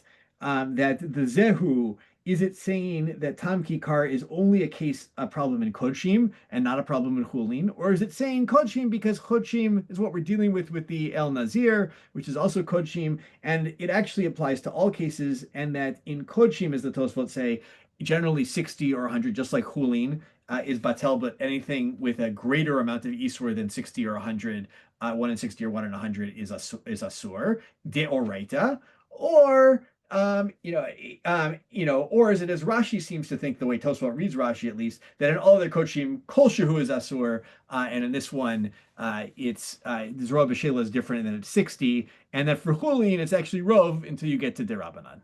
So those are the different opinions we're dealing with here.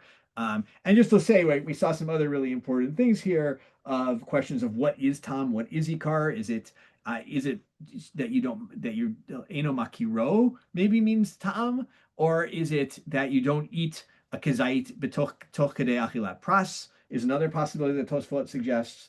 So a lot of really good, I think, concepts here that we're seeing in trying to determine is Tam ki kar deraita or derabanan, and also we have really the question sitting out there about 60 versus 100 also as ratios.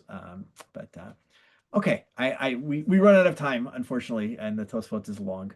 The work is a lot. With that, Gemar Chatimat Tova to everybody. Gemar, thank you very much. So, shkoyach. Thank you.